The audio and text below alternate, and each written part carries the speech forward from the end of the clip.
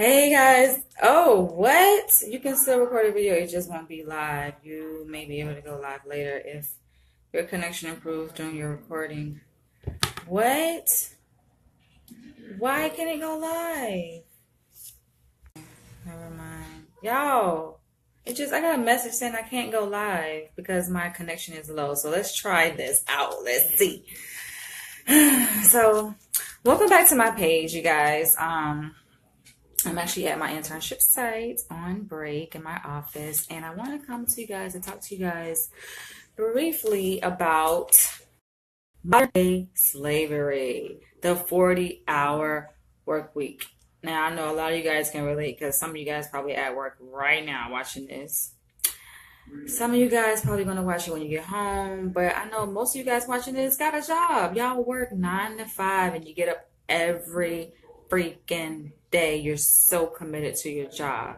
And this topic was dropped on my heart this morning because when I woke up, I'm like, I got reminded of the routine of having a job. Now, granted, you guys who probably already know, I am a second year PhD student working towards my doctorate degree in clinical psychology out here in LA, in California. So as part of the requirement for that, we have to complete a certain number of hours. 2,400, no, let me take that back. It's 3 800-hour practicum. So that's 2,400 hours plus a 1,500-hour internship. So when you do the math, that's about 4,000 hours of free labor, you guys. Now, every time I think about the requirement, I'm reminded, number one, it could always be worse because when I went to DC, I actually met some other doctors and a med student, and she was telling me all the work that they have to do just to become medical doctors, and they have to do a lot more. So as a psychologist, yes, we get put through the ringer, but not as much as medical doctors. And I get up this morning and I'm thinking, I can't see myself doing this for the rest of my life. Like I don't see how people get stuck in dead-end jobs where you go into work every morning, Monday through Friday, whatever your schedule is, and it's the same routine every day. Now, granted, I think the work that I do is a little bit different because there are no 2 days that are the same. So I work with clients. I work with adults with intellectual disabilities and severe mental illness, and you just don't know what to expect when you step on the unit. Essentially, it gets crazy sometimes, but sometimes, for the most part, it's a smooth day. And I like working with, this population because it's interesting. It's interesting to work with people with mental illness, especially severe mental illness, with psychotic disorders such as schizophrenia and people who have bipolar. I find it very interesting. It's a challenge, so it keeps me motivated, keeps me going, it keeps me interested in the field. But like I said, when I was getting up this morning, I was getting ready to get dressed, and I love what I do. So it makes it easier when you are working in a field that you actually love.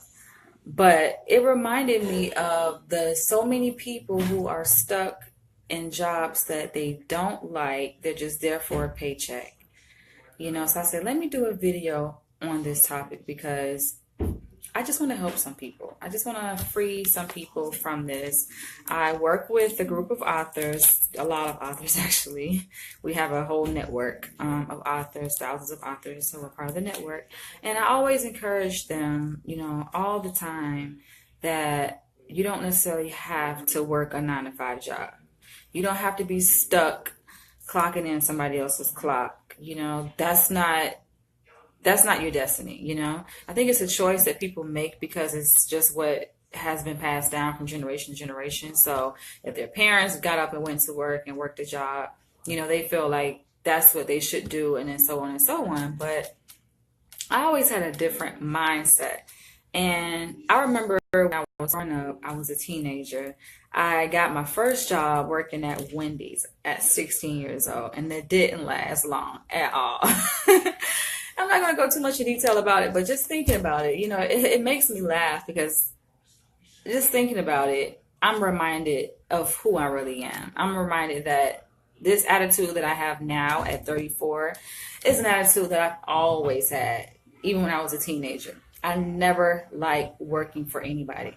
It's not to say I don't like work. So let's clarify that, because I think a lot of people can misinterpret what I'm saying as, oh, you're just lazy, you don't like to work. No, I like to work. I just like to work very smart. And I feel like a lot of these jobs, you guys know, they don't pay well. They don't pay, a lot of times they don't pay anything, you know?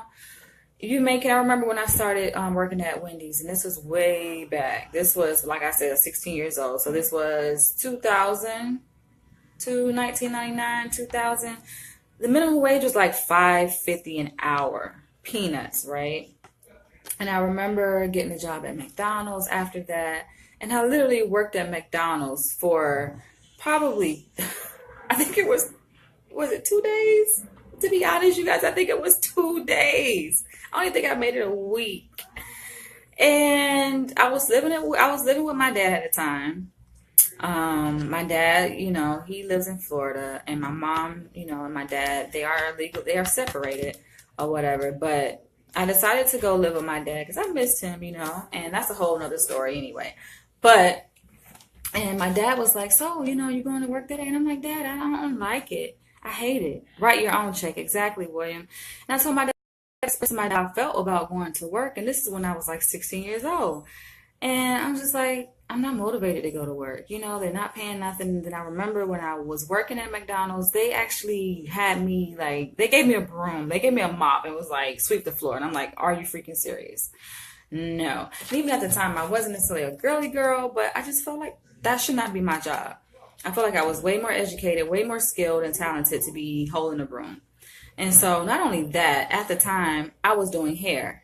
I was doing hair. So I already had income coming in. And I realized the amount that McDonald's paid me to work, this is when I was 16. The amount that McDonald's paid me to work, I think I was making how much? Not like $30 a day, probably not even that. I realized I can make a lot more braiding hair. At the time, I wasn't really charging much to braid hair. So I probably was charging maybe $50, $60 a head. And I probably would have like 3 heads, 3 heads in one day. You do the math. You get what I'm saying? I didn't need McDonald's. And this is when I was 16. Even from that, like even before that, I was babysitting, making money as a babysitter. Like I was young, getting paid to babysit. You get what I'm saying? So at that point, I wasn't feeling the whole work environment thing. I remember making $2.25 an hour working at Subway. Oh my gosh, like that is slavery, you guys. And even though that the minimum wage has increased, you know, in different states, so now people are probably making, you know, $13, $14, $15 minimum wage. It's like, it's still not enough. You think about the cost of living, it is just still not enough. I feel for people who dedicate their whole lives to this. Now, like I said, granted, I am a PhD student. I am working towards my hours to get my degree and then to get licensed. But I don't see myself doing this forever.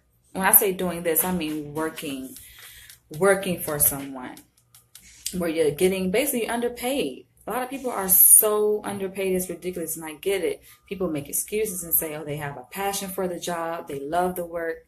You can love the work, but you can get paid more than what you're getting paid. You think about back in slavery, the slaves only worked to have a roof over their head. They only worked to get food. That was it. Nothing above that. I feel like that's the same thing nowadays. People work just enough. They make just enough money to keep a roof over their head and food on the table. And I know some of you guys, you're very humble, you're very grateful and thankful, you know, as the Bible has taught a lot of people to be. And you say, I'm going to be thankful for a roof over my head. I'm thankful for, you know, food on my table. I'm like, what if you can make more money? What if you can have a better quality of life? Because I think it really boils down to quality of life. I know what I want out of life. You know, I like to have a really nice home, several homes. Not that you have to live in a mansion or anything like that. I mean, if that's your choice, what's wrong with living in a mansion? You know, people will say to you, especially people who are content with having little, They'll say, "Why do you need that? Why do you need a 10-bedroom house?" It's like, why not? If you can afford it, if it gives you something to work hard towards, it's like, what's wrong with that? I see absolutely nothing wrong with it. I like to travel, and it costs money to travel internationally. To go to Africa round trip, you're gonna come out the pocket 5 grand or better. And that's like pretty much any place you go to internationally, leaving the United States. So I'm like, I know what kind of lifestyle that I would like to live, and these jobs just don't pay enough. And not only don't that they don't pay enough, but it's how I feel like a lot of employers just do not value their employees. You get what I'm saying? I understand companies may complain and say they don't have enough money to pay their employees more, but okay, if that's the case, then at least compensate, for that by being nice to them, remembering their birthdays, giving them some kind of gift or something. The smallest things count, right? Give them a reason to want to wake up every morning and come to your freaking dreadful ass job that they just don't want to go to. A lot of people, and that's the thing. I make this video because I know it has a detrimental impact on a person's mental health and well-being. I know this. It's so important. I feel like people stuck in dead-end jobs a lot of times suffer from depression because they get into this state that they're just tired. They're overwhelmed. They're not happy. They don't have an interest in what they're doing. They're just doing the job because it pays. Whatever that job is, whether you work in a warehouse, whether you pack boxes, whether you work at the post office. I mean, a lot of people have a lot of mundane jobs, just very routine. You don't really gain anything from it. Now, if you have a job that you love, you appreciate, a lot of people say it's not about the money, it's just about the satisfaction I gain from doing the job itself, then that's great, right? We need all kinds of people. How would companies be able to survive if they did not have employees that actually value the work that they do? But I'm just saying, something deep down inside your spirit, for those who feel like they are in prison, that they are a slave, a modern day slave, something has to shake inside of you. Something has to be uncomfortable inside of you to say this is not right, that you deserve a better life. Something has to change. And I feel like because we live in America, there's so many possibilities, so many opportunities. Working a 9-to-5 job is just only one way to survive. There's so many ways that you can survive. So many different ways to make money. And maybe I should do another video on that. I just wanted to kind of touch a little briefly about this topic because I know a lot of people are just suffering. They don't want to be at their job. And I see it on social media all the time. People are literally dreading going to work. They hate Mondays. And I feel like, if anything, what you dedicate your life to, you should be so enthusiastic and so excited about it. You should jump out of bed and be happy. What I do right now, I don't get paid for it because, like I said, I'm an intern. So this is part of the requirement for my PhD studies. But when I wake up in the morning, I feel great. I feel energized. I feel like my life has meaning because this is what I know, that I'm living my calling. I know that I'm waking up and I'm answering the call that God has placed on my life. When I work with these adults with severe mental illness and intellectual disabilities, I know that I am making a difference. I feel it. I have a good feeling inside of my body, from my head down to my toes, that reassures me I am in the right place. If you feel that way, then fine, keep your job. But I just feel like you deserve better. If you're not making enough money, the money that you feel is going to support the quality of life that you want to have, come on. There are better jobs out there. And I feel like if they're not, you can create a job. Someone said it, create a job. We say this all the time. If you're not making, nobody is willing to pay you what you feel like you're worth, you better create a job and hire yourself. That's the only way to do it. Hire yourself. I've done it. You know, being a PhD student is not my only venture. You know, I have several different interests, several different investments, things that I invest my time into, my energy into. And I'm happy with that because these are things that I'm interested in. My nonprofit organization, Dream Pathways, and Ubawa Foundation are just two examples. But I have so many different other projects that I'm working on that I feel like this, if I'm going to get up and I'm going to say I'm going to work 10 hours a day or 12 hours a day, I'm going to make sure it's doing something that I absolutely, without a shadow of a doubt, love to do. No questions asked. I have interest in making documentary films. I've already started shooting documentary films, you know, and it's a lot of work, definitely. It's definitely a lot of work, but I feel like if I'm going to work hard at something, it's going to be something that I absolutely love, you know, and where I am appreciated. The work that I do with Ubawa, I am appreciated. Authors appreciate the platform, you know, and I can only encourage you guys, wherever you work, wherever you live, just make sure that you are appreciated at your job. If you don't feel like that, then that's a toxic environment. It's a toxic environment. It's not healthy to work, let alone live in toxic environments. It's very unhealthy. You don't have to suffer. So many people suffer every single day, and they feel like they have to, and you don't. You don't. Now, I'm not saying, okay, go and quit your job on Monday. Because, I mean, a lot of times people don't have the financial stability to do that. They don't have the financial resources to do that. They haven't saved enough money to do that, you know?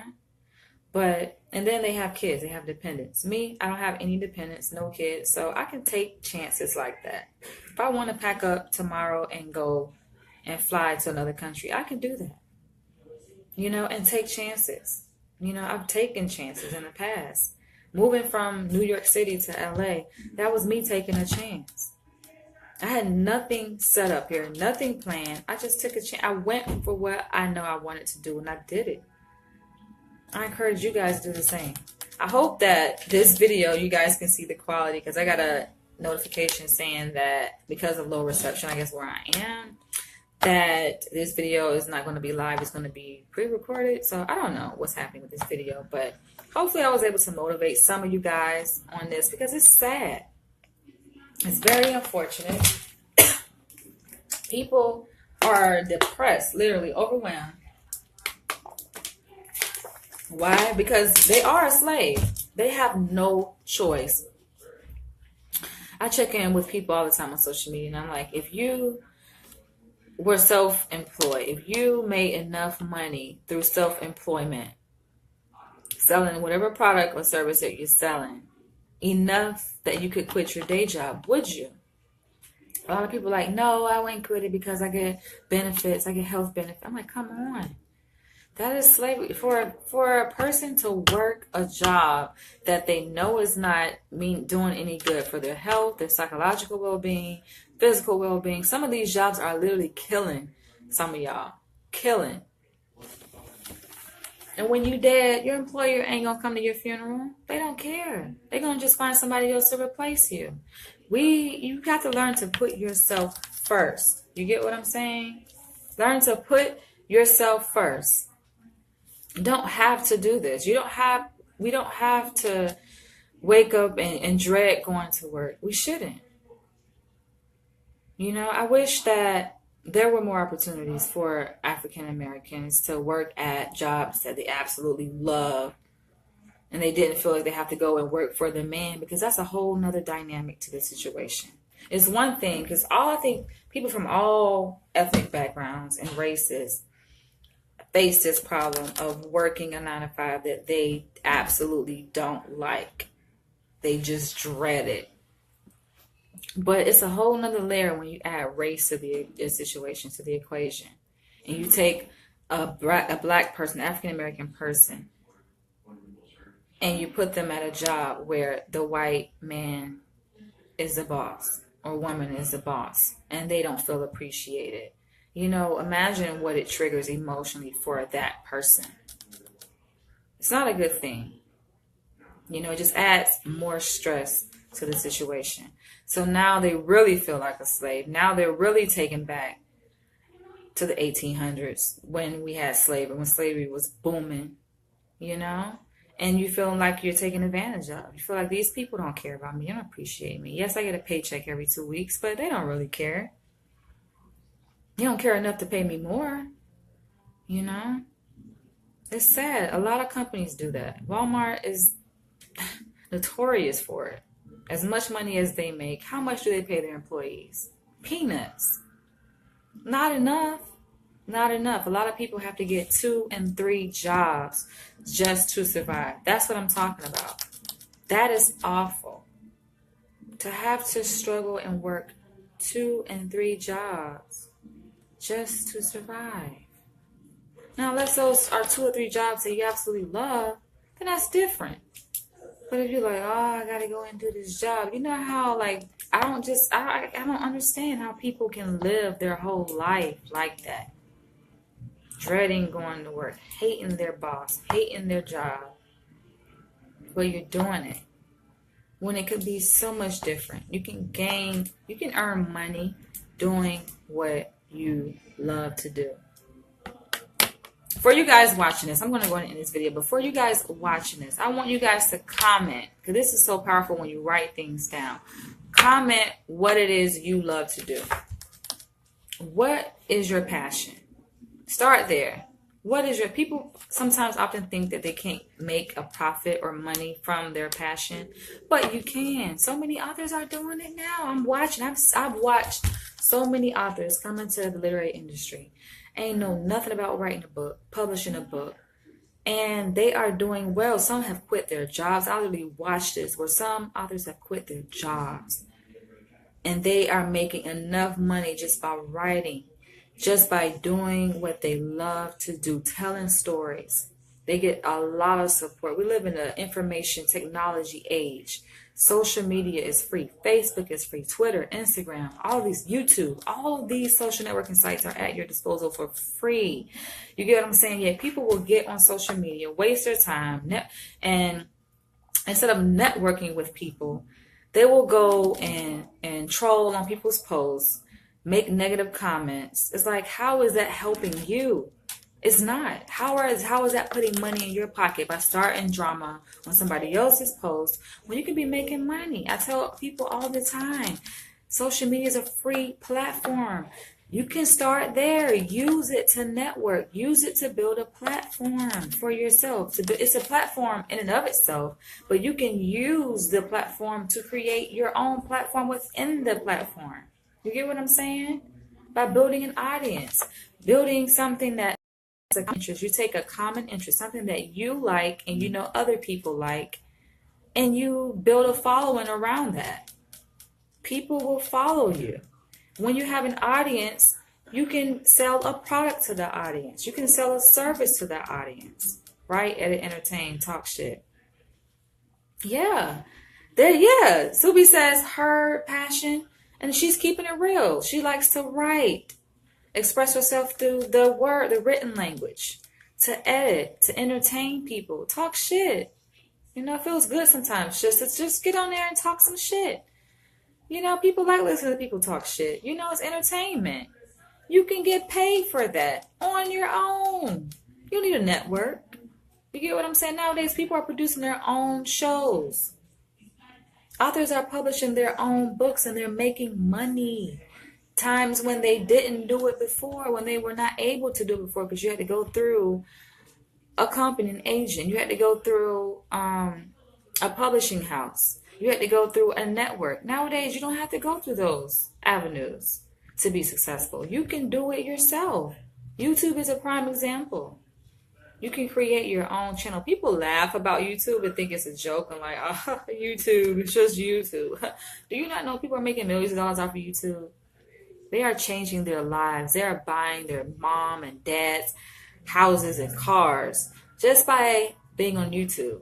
People are making money, paying their bills. You get what I'm saying? You can do it too. You can do what you love and make money from it. That's all I wanted to say in this video, you guys. You know, it's just the idea, just the thought of being a slave and just working for somebody at a job that they not even paying out. They paying you good money, by all means necessary. Get that paper. You get what I'm saying? But I just find it sad that I hate the way the structure is, where you have people at the top making all this money. You got people at the bottom and you making nothing, and they feel like they're obligated to do this every single day in and day out, 365 days a year, and it's just like, oh my gosh. This cannot be the reality. I know when I have kids, they will have plenty of options, and that ain't have to worry about that. I don't have to worry about, thank God, because education has been my lifesaver. You know, going to school, being educating myself, and just challenging myself to think outside of the box. And just like I say, it stemmed from when I was a teenager, just knowing who I am as a person. I do it all. Well, I do some things. I do several things. I don't think I can do it all. I was just talking with somebody who commented on my video, and they were like, oh, your videos are so long. You know, you go and jump around from different topics, and you come back, you in and out, you know, off and on a topic. And I'm like, dude, I have a rhythm to the madness, you know? Trust me. I know exactly what I'm doing, but they were trying to give me pointers, I guess, on how I can make my videos better. And it made me think, like, you know what? I don't edit my videos. That's something that I definitely want to do, to get an editor. I can edit. I've been to film school. I know all about cinematography and editing and lighting and all filmmaking, period. I know all about it. But it is time consuming. Very, very time consuming. So, you know, I do have a lot on my plate, and I just, a lot of times, just don't have time to do those kinds of things. So I just have to, you know, pay someone to do it for me, you know, and that's how I would encourage you guys. You know, everybody doesn't necessarily have to be an entrepreneur. No, you know, some people are okay. They are absolutely okay. But just the mindset I have, I am not okay. When I say it does something to my spirit, like when I was 6, I remember it. I remember like it was yesterday. Working at McDonald's, and I was new employee, and they come handing me a damn mop. I'm like, are you freaking serious? I thought I was going to be hired as a cashier, working in a cash register, and they got there to hand me a mop? Come out. And then how they said it, sweep the flow. You know, I'm like, no. I don't respond well to orders like that. No, unless we dating or I'm in love or something, that's a different situation, but I don't take orders like that very well. So I have noticed that sometimes people can't hear our message because they are too busy looking for flaws in the message. That's fine. People can focus on people have intentional problems, you know. I'm realizing that, you know, and I made a comment about that on my video. I get it, you know. Sometimes people have trouble focusing on the message, you know. That's not my problem, you know. Yes, I'm a therapist. Yes, I'm studying to become a psychologist, but I can't treat y'all, unfortunately. I cannot treat you guys. So that's not my problem if a person has attention deficit problems and they can't focus. You know, people benefit from my videos who are able to focus and to listen and to watch. And I know a lot of times people, they want things quick. There's nothing wrong with that. So to my comment, to that person's comment on my video about, oh, your videos are too long, I said, you know what, I'm going to make some videos for you guys who like it quick and short and straight to the point. You know, because I get it. That's why YouTubers edit their videos. You know, when you watch television, it's edited. You know, it's not raw footage. Because if you think about raw footage is a lot of times is like 20 times more raw footage than what you actually see, the final product. If it's an hour-long show, chances are we have hours and hours and hours and hours of raw footage, you know. But for me, I just get on here, I turn my camera on, and I talk to you guys completely raw and uncut, you know. And you can take it, you can skip through the video. Nobody forces you to watch 100 minutes of me talking to you guys. You don't have to do that. You can skip, you can come back to it. Me being a PhD student, I'm very used to sitting in 3-hour-long lectures, so this is nothing to me. Being able to talk to you guys for an extended period of time, it's a piece of cake. But I get it. There are different types of people with different types of attention spans. I get it. But back to the focus, back to the topic. Modern day slavery, like you don't have to do it. I thank God that I was blessed with skill. And I just want to end this video before I end. I want to encourage parents. I feel like a lot of this is a responsibility of parents. When I was growing up, my parents were very supportive of me in identifying my talents and my skills and supporting it. So my mom saw that I love kids when I was younger. I like kids. I like babies and things like that. And so I would get little babysitting gigs. She would give me, like, hook me up, be like the middleman, people that she knew, parents that she knew that had kids, and say, hey, my daughter babysits, you know. So I would have customers. I would have money back to back, and I'm young. Like, I'm young babysitting. Before I even became a teenager, I was a babysitter making money. You get what I'm saying? Then I got to the age where I learned how to braid hair. Still young, 15, 16 years old. I'm braiding hair. I got customers back to back. This is when I was staying with my dad. Now, I moved back and stayed with my dad when I was 16, and he didn't like it. I have to keep it real, you guys. Like, he loves me, he supported me, but he didn't like it because, number one, I grew up on the north side of Jacksonville, Florida. It's an all-black neighborhood, right? But with that, you know, comes crime and the whole shebang, right? So being that, you know, I grew up in, you know, this kind of rough neighborhood, even though it's a nice neighborhood, you know, because you have black homeowners, but, you know, it is what it is. And so he didn't like the idea of me, like, and bringing people to the house. He was like, you got all these people coming to the house. Now, mind you, now these are my clients. I'm doing their hair. He's like, you're going to have to get your own salon. And I understand it. I get it. He was like, you're going to have to get your own salon or go to a salon and rent a booth from them, because we can't be doing this. We can't be having people in and out. And I say people, not just women. It was guys and women. I would braid dudes' hair. I would do women hair. And he was just like, you know, I know you're making your money. He was proud for me that I was making my money, but he just didn't sit comfortable with the idea of having, like, strangers. Because I would literally, like, get referrals from people, you know, like a friend of a friend. They tell their friend or they tell their people, like, oh, I know somebody that can do your hair. And I would get calls. My classmates in school knew I braided hair. Sometimes I would be in school braiding hair. You know, granted, I went to, like I said, all black high school. And a lot of times, you know, it's a trouble school. So sometimes it ain't really much education, much teaching going on there. So just kind of do what they want to do.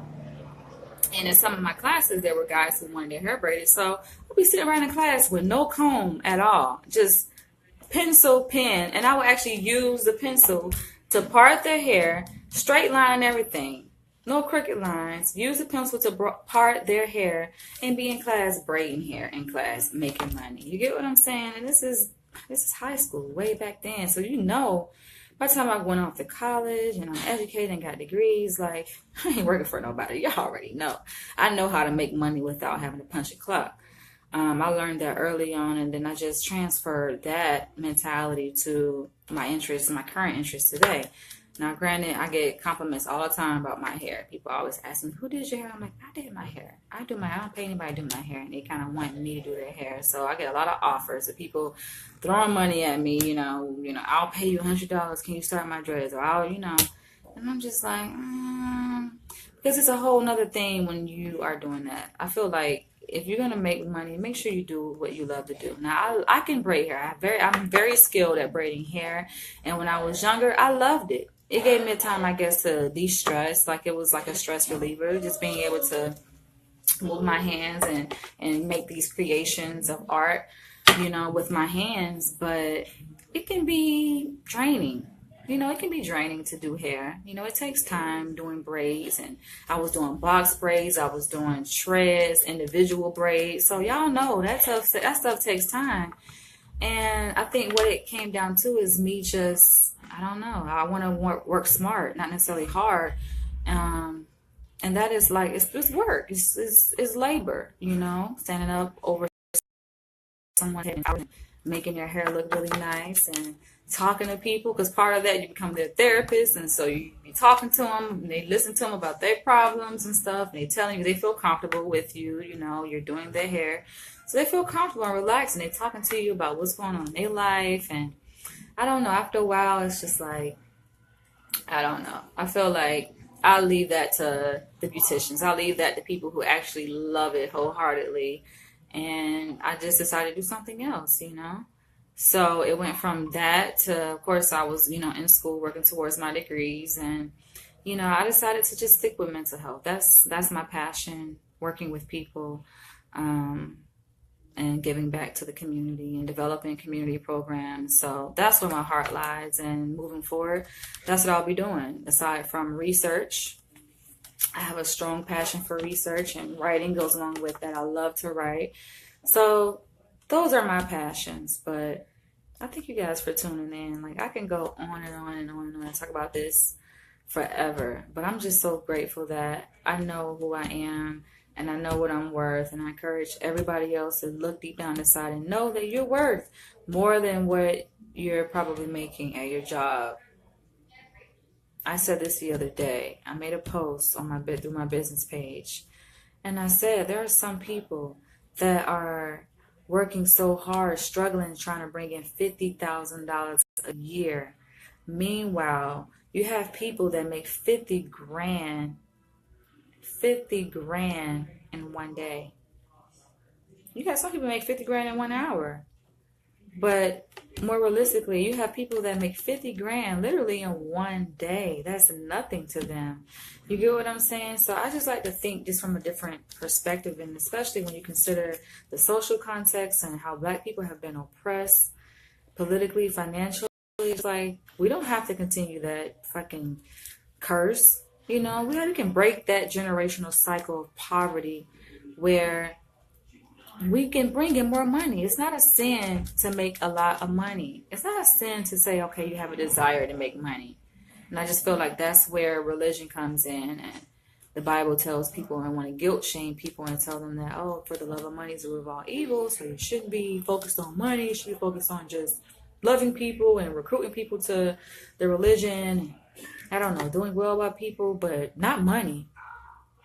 Don't even think about money. You're not supposed to be thinking about money. And I'm just like, forget that, dude. Money is a tool. Money is a valuable resource. There's nothing wrong with getting it. I associate myself with people who think just like me because that motivates me. Seeing them work hard motivates me. Them seeing me work hard motivates them. We motivate each other. Just on the same wavelength. There's nothing wrong with getting money. Just make sure you pay your taxes, because the government want to get a piece. The government always got to get a piece, right? But there's nothing wrong with saying, this is what I'm worth. And if you set whatever limit you want to set, you say, I want to make 200 grand a year. Tell yourself, I deserve to make 200 grand a year. And then tell yourself, I'm going to make 200 grand a year. And do it. Find ways to do it. There's so many legal ways that you can make that kind of money. You don't have to do illegal things. I think historically, sometimes people, living in poverty feel like, okay, that's the only route. They have to do something illegal. Men, turn to the streets and they sell drugs. You definitely can make it like that. But there's ways, of course, you can, legal means that you can make that kind of money. Social capital is just as important as financial, monetary capital. A lot of times we put so much emphasis on making money. What about social capital? What about building relationships with people? That's just as important. It's just as valuable, So I'm going to go ahead and end this video, but thank you guys for tuning in. Like I said, I can go on and on because I love this topic. I'm very passionate about it. And I'm just like, no. Let people know. And I feel like employers, because the fact that employers know, they play on the idea that people need a job. You get what I'm saying?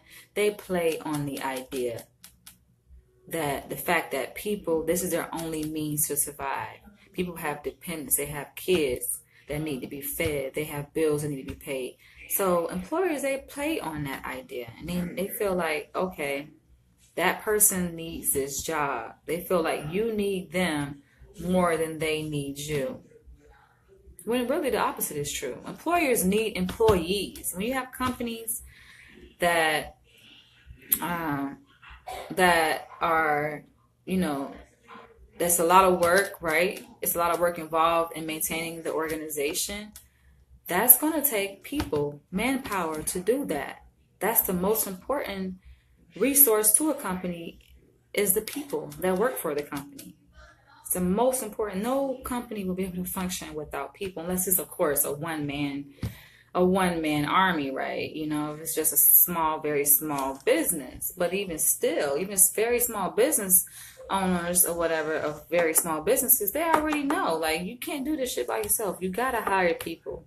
Whether it's private contractors, you gotta hire somebody to help you out. You cannot do it by yourself. Your business will grow and it will become much better and much stronger if you have a team of people that you work with or people that work under you. Either way, cannot do it by yourself. Cannot. I wish it was just as simple as being able to tell people, go and tell your boss, fuck you, I don't need this job. You get what I'm saying? How many people would love to do that? Go in on Monday and be like, fuck this shit, I don't need this. But then the reality of the matter is, like, what's going to happen after that? Realistically, there are consequences, right? You lose your job, then what's going to happen? How are you going to pay your bills? Where are you going to get income coming from? That's the thing. So you definitely have to play things smart. I would say definitely start with what you have. Whatever skill, whatever talent that you have, use that to make money. We all have talents and skills. Don't let nobody tell you you ain't shit, you ain't worth nothing, you don't bring nothing to the table. Only thing you can do is sweep the floor. Only thing you can do is just menial tasks. Like, no. People, we are very talented people, multi-talented people, very skilled people. So take those skills and turn those skills into something that's profitable. There's ways you can make money. I'm going to end it on that note. There's ways you can make money. I love you guys, and thanks for tuning in. Bye.